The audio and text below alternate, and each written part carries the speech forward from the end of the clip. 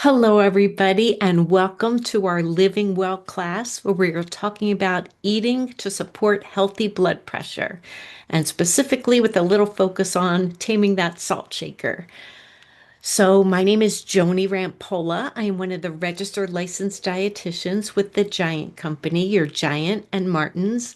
And today, doing a deep dive into blood pressure and its relationship to sodium, because everybody knows somebody that has a high blood pressure. So, it's good just to learn a little bit about it.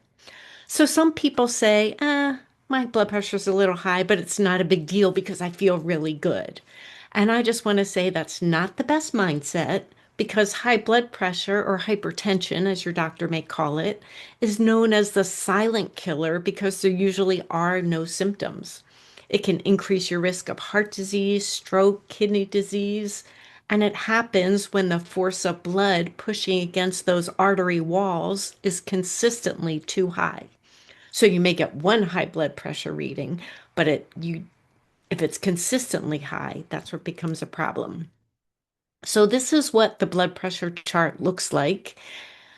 And I'm showing you this chart because last year it changed. And while the normal, or the first actually, normal, elevated, stage one, stage two stayed the same. It's the bottom two categories. They separated out into two instead of one. So normal blood pressure is always 120 as that upper number, systolic, less than 120, and less than 80 as the bottom diastolic number. That's considered normal. And then there are different ways it can elevate, but just want to talk about the severe. If that upper number is higher than 180 and or, right, and or the bottom number is higher than 120 and you don't have any symptoms, you feel great, it's still an indication you need to contact your healthcare provider, right? That's a sign to reach out because it could be problematic. If you're experiencing those same numbers, but you have symptoms, and at the bottom of the screen, you see what the symptoms could be: chest pain, shortness of breath, back pain, numbness, weakness, change, or difficulty speaking.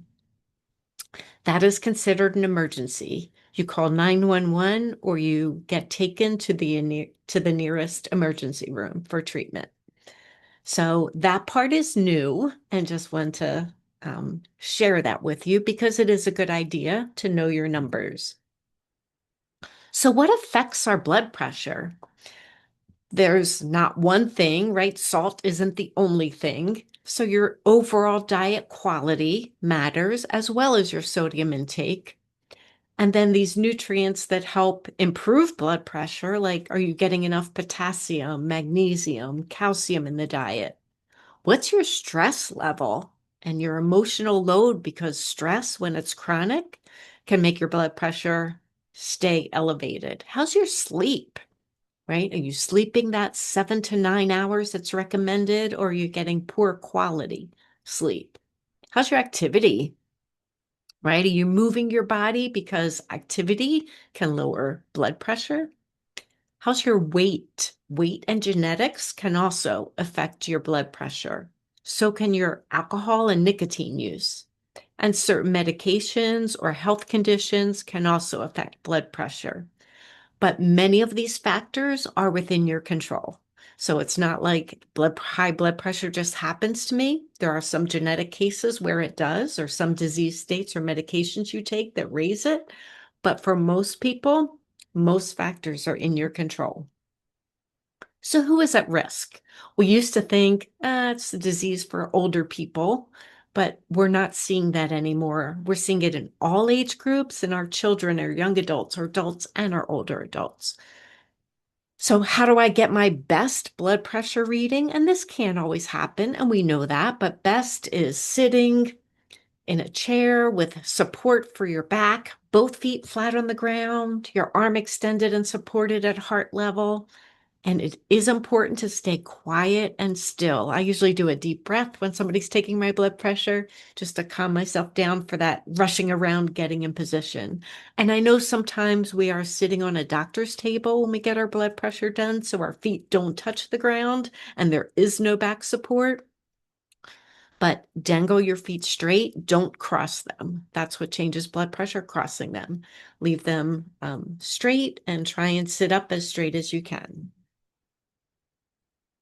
Food is the most powerful tool to assist with blood pressure control. So whether we're looking at the new pyramid that just came out or our, previous plate, either one, blood pressure supportive eating pattern is the same under both guidelines. It's a diet that's rich in fruits and vegetables, right? Eat more fruits and vegetables. It includes whole grains because you want that fiber. It focuses on lean proteins. It contains healthy fats being like olive oil, avocado oil, less of the sodium, added sugar, refined carbohydrates, which are pretty much white flour foods, and ultra processed foods. So it's not a diet, but it's kind of an eating, living pattern that you choose it to be flexible to your specific living style, right? So it's realistic for you. So why today are we talking about taming the salt shaker? Why are we honing in on sodium? And that is because 9 out of 10 Americans eat more sodium than is recommended for a healthy diet. Nearly half of American adults have high blood pressure. That to me was shocking. And 90% of American adults are expected to develop high blood pressure in their lifetime. So that's like most of us, right? That's kind of amazing if you think about it. And consuming too much sodium is strongly linked to the development of or worsening of high blood pressure. And those numbers are according to the Center for Disease Control. So what do you need to know about sodium? So sodium is not salt. Salt is made up of sodium and chloride put together. But the goal for sodium is 2,300 milligrams a day, which comes out to the amount of sodium in about 1 teaspoon of salt. So that's not much salt if you think about it. And sometimes doctors recommend, if you have high blood pressure, lowering that sodium a bit to 1,500 milligrams a day. So where do we get the majority of our sodium from? Most of it is restaurant meals or fast food. So fast food could be eating out of the house, restaurant meals, or it also could be that frozen pizza that we bring into our home. Sauces, dressings, condiments, our processed or deli meats, packaged salads, canned soups, frozen TV dinner kind of things, and things people don't think about are bread, right? Bread is a very non-salty tasting food, but it's not that bread itself is so salty, it's the amount of bread that we eat in a day that is one of the major contributors of sodium in our diet. So this is just a diagram picture to see it visually to understand where the sodium comes from in our food. So most of our sodium comes from our processed foods and restaurant foods. That's about 77%. There's sodium naturally occurring, right? If I look at something that doesn't have sodium in it, it would have like 15 milligrams of sodium per serving. Like my green bean has 15 milligrams of sodium per serving. That's such a low amount, but there is still some in there in everything you eat. Then there's the salt that you add at the table. That comes to about 6% of the sodium. And then the salt that you add during cooking, that comes to about 5% of your daily sodium. So as you can see, while, it still matters the amount you add during cooking or the amount you salt your food with your salt shaker, but the majority comes from processed and restaurant foods. So this is a nutrition facts label, and just want to talk you through how to look at this. So if you see the green is start here, and what matters the most of this whole label is what is the serving size all the information below is based on. So I have no idea what this product is. It might be an ice cream is what I'm thinking because it has good amount of sugar and calcium in it, and it's 2/3 of a cup, and that is the ice cream serving. So if a serving size is 2/3 of a cup, but I decide I want a cup and a third, which is like doubling this number, all the other information has to double, right? It's not just, oh, well, the amount of calories and fat and sodium stay the same, even though I'm doubling my portion. No, everything would have to double. So the serving size compared to what you're eating is so important to understand. Then in red is those to limit, and sodium is in there. So the percentages of everything, so it comes in grams and then percentages. If I look at the percentages, low sodium would be 5% or less. So this is 7% sodium. So it's still kind of low. It's not a high sodium food. High in anything here, sodium or any other nutrient, would be 20%. So this item happens to be high in added sugar. It's also high in calcium and iron, but low in saturated fat, cholesterol, and fairly low in sodium. So just to give you an idea how to look at those, I thought that was important to point it out. Here's some label lingo, right? If the claim says salt-free, it means a product contains less than 5 milligrams of sodium per serving. If it's low sodium or low salt, an item per serving, an item is 140 milligrams or less. That is considered a low sodium item. And some items can never be low sodium, and we're going to talk about that later. Lower or reduced salt or sodium means they have their original version. The lower or reduced salt version is 25% less sodium than the food it's compared to, their original version, but that doesn't mean it's a low salt item. Lightly salted means 50% less sodium than the original version, and no added salt or no salt added means exactly that. There's no salt or sodium added to that product. There may be naturally occurring sodium, but nothing was added during processing. So these are two products, not picking on these brands. This could be any brand, just trying to show you what that reduced sodium or less sodium actually means. So this is soy sauce. The regular version is 960 milligrams of sodium per tablespoon. And then the reduced sodium is 590 milligrams. So if 140 milligrams is considered a low sodium food, a less sodium soy sauce is still a very high sodium food. So just want to make that distinction. Same with taco seasoning. Again, it could be any brand of taco seasoning. This isn't brand specific by any means. Taco seasoning is one of those things you can't find it in low sodium. That doesn't mean that I won't eat taco seasoning. You just have to know that would be a meal that I want to pair with more vegetables or things that don't have sodium in it.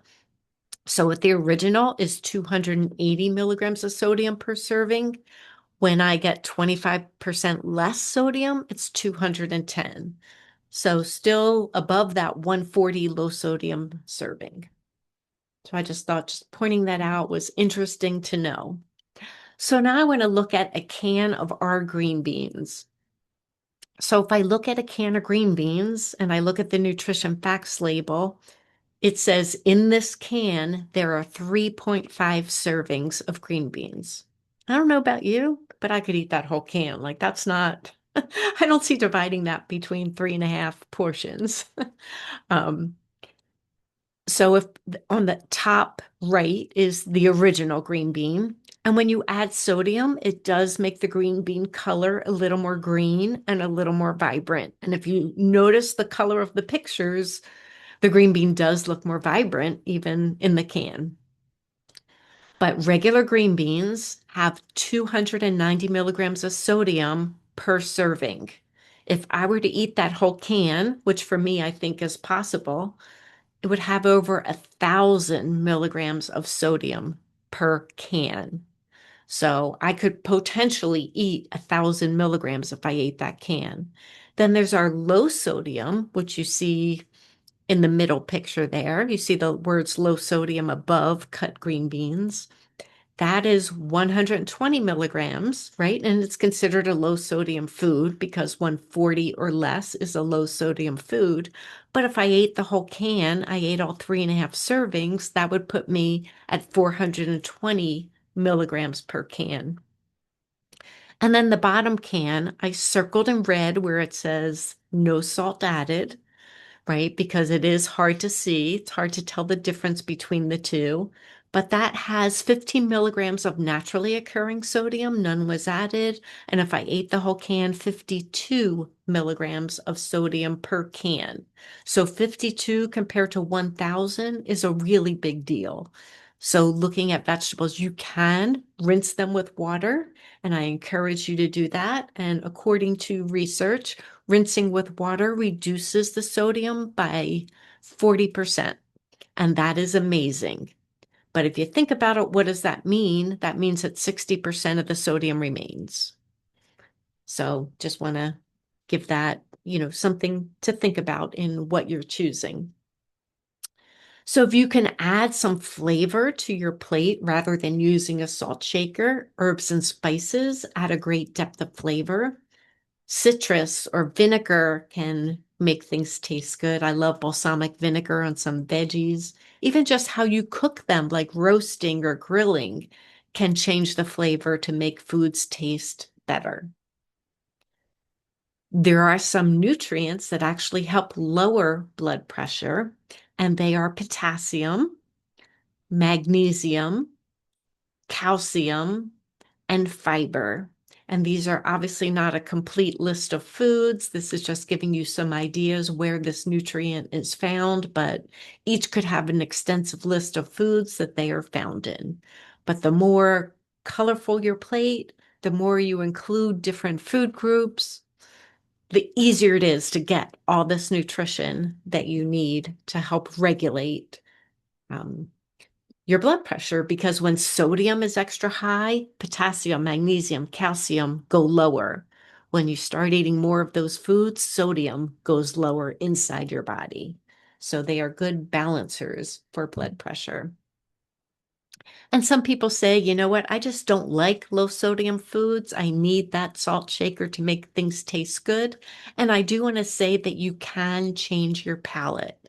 It's um, a taste that you get used to, right? If you're used to high sugar, you're craving that high sugar taste. People that don't eat sugar, they don't miss it and they'll taste something that has a little sweetness and be like, wow, that's sweet. Same with salt. People that avoid salt for a little bit, then you taste, oh my God, that soup is so salty, I can't eat it. How can you eat that? So you can adjust your palate with practice.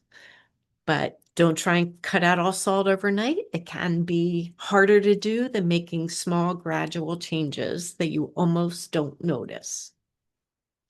So I'm going to play a little game here. How many milligrams of sodium in this product? So we can't call it out or share. So I'm just going to ask you to think about one slice of American cheese, just one slice. How many milligrams of sodium do you think one slice contains? And if I'm making a sandwich, there's often more than one slice on it, right? But just one slice is 330 milligrams of sodium. Just when I say packaged products, I want you to understand what that is. So again, not picking on any brands here. There's kind of healthier cereals. I tried to pick a cereal that I think most people would agree is healthier, right? It's not a sugar cereal. It's not artificial color. There are no marshmallows in it. It's whole grain, right? It's a good for you cereal. But there is sodium, and I feel like cereals either have more sodium or more sugar, something in them to make them taste good. So in this wheat Chex, there is 340 milligrams of sodium for 1 cup. And sometimes people eat more than 1 cup. Pasta sauce. I feel like everybody kind of knows pasta sauce has some sodium in it, but this is only half a cup. I know I love Italian food and I love sauce on everything, and I definitely eat more than half a cup for sure. But in just half a cup of traditional pasta sauce, and again, this isn't brand specific, this could be any brand sitting here. I just happened to pick one that was common, 450 milligrams of sodium. And then bread, 100% whole wheat, tried to pick the healthier bread, 130, but that's one slice. So you're doubling that because most people have two slices. So how much bread are you eating in a day can affect. So how do I lower sodium? You want to read the food labels as we went through, eat fewer processed foods, don't add table salt. If you can, try herbs, spices, lemon, the way you cook, do things a little bit different, and cook more at home. Cooking lets you control the amount of sodium in your food. And I just wrote down some simple swaps that I think, people can look at, whether it's chips, try an unsalted popcorn, and popcorn, of course, is a whole grain. Instead of a deli meat, try a grilled chicken on a sandwich. Instead of a creamy dressing, which tends to have a little more sodium than olive oil and vinegar might. Instead of white bread, try a whole grain bread. So whole grain has a little bit less than white bread, but it's still in there. Soda is an area where we get sodium as well. So swapping out for, you know, a water that has citrus or basil or cucumber and mint, you can flavor it different ways. And instead of takeout, try one home cooked meal. And guiding stars is another way to help you quickly find foods, not only with the best nutritional value, but that are lower sodium, because it earns a star by having more vitamins, minerals, fiber, whole grains, omega-3 fatty acids. And we want those minerals that we talked about and fiber specifically, and less saturated fat, trans fat, added sodium is in there, right? So it earns a star if it doesn't have a ton of sodium. A lot of cereals don't earn stars because of the sodium in them. Added sugar or other additives like colors. So 1 star is good, 2 stars is better, 3 stars is best. And then we said stress affects it, your blood pressure, and it can. Food is important, but also how we feel. Stress can tighten blood vessels, increase our heart rate, elevate those hormones, increase food cravings, and we don't want that chronic pressure. Stress can also influence our everyday habits that affect our blood pressure, like poor sleep, skipping meals, less physical activity, emotional eating, relying on caffeine or alcohol to cope. So none of these things make somebody undisciplined. They're human responses, but together they can quietly push your blood pressure higher. So we want you to do something to relax, get a little exercise, give your blood pressure time to settle. And these are some stress relieving tools. Your breath is a big one. Take 5 to 10 slow, deep breaths. Get a walk outside, be close to nature, do some stretching or yoga or prayer or meditation. It has to feel right for you and your body, whatever that is, connecting with people, laughing, getting enough sleep. Even 2 minutes of doing some calming activity for you can shift your biology.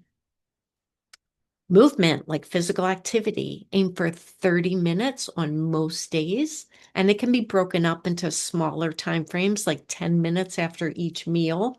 You can walk, you can dance, you can cycle, you can do yoga. Whatever it is, movement lowers your blood pressure and improves your mood. And it can be built into your daily life, however that works out for you. Doing, household chores, they even count. Taking the stairs, no need to feel overwhelmed by I have to go to the gym for an hour. It's not like that. It's just moving your body in a way that gets your heart rate up for a little bit every day. And then alcohol. Alcohol raises blood pressure, just keep control of it. So in summary, reach and maintain a healthy weight. Losing even 5% of your weight if you're overweight or obese can really help.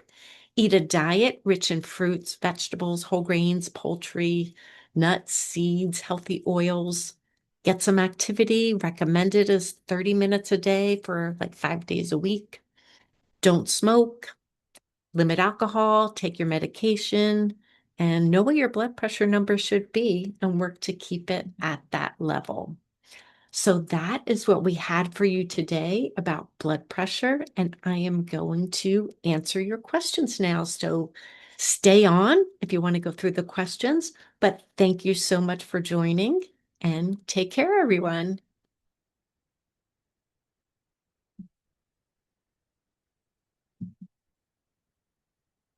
Let me just